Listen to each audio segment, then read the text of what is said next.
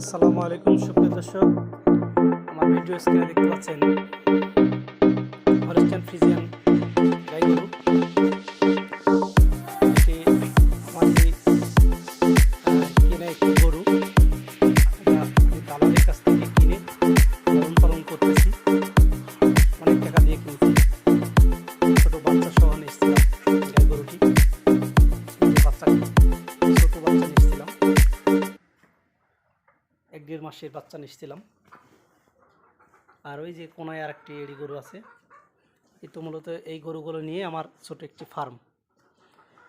মূলত ছোট করে আমি শুরু করেছি, আলহামদুলিল্লাহ সফলতা দেখতে পাচ্ছি।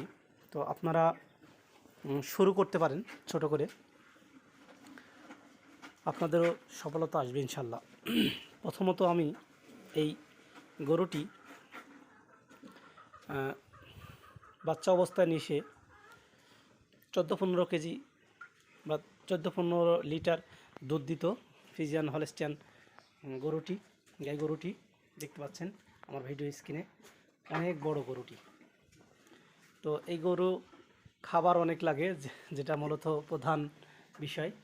আপনারা যদি খাবার দিতে পারেন তাহলে পুষতে পারেন।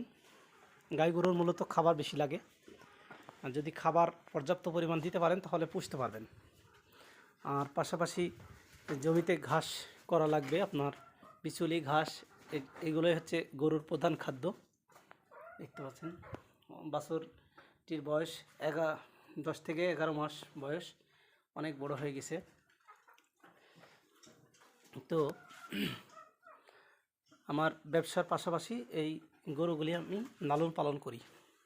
তো সকলে আমাকে দোয়া করবেন যেন আমি আরও সফলতা অর্জন করতে পারি। আপনারা পরিশ্রম করবেন, ইনশাআল্লাহ একটি উদ্যোক্তা হবেন। চাকরি বলেন, ব্যবসা বলেন, এর পাশাপাশি ছোটোখাটো আপনার পাশাপাশি কিছু করবেন। বাসায় গরু পালন করতে পারবেন, এবং গাই গরুর পাশাপাশি আপনি এড়ি গরু পালন করতে পারেন, বিষয় না, যার যেটা ভালো লাগে। তো যেটা বলতে চাচ্ছিলাম, আপনি চাকরি পেছনে না ছুটে এবং বিদেশে লাখ লাখ টাকা ইনভেস্ট না করে এখানে আপনি যার যেমন সামর্থ্য অনুযায়ী ছোট করে, আমি যেমন ছোট করে শুরু করেছি, আপনারাও শুরু করতে পারেন। দেখতে পাচ্ছেন আমার অল্প কিছু ইনভেস্টেই আমার এত দূর এগিয়ে গেছি আপনাদের দোয়ায়। তো আপনারাও চাইলে করতে পারেন। আপনারা বিদেশে 5-6 লাখ টাকা ইনভেস্ট না করে দেশেই কিছু করেন, আপনাদের সফলতা ইনশাল্লাহ আসবে।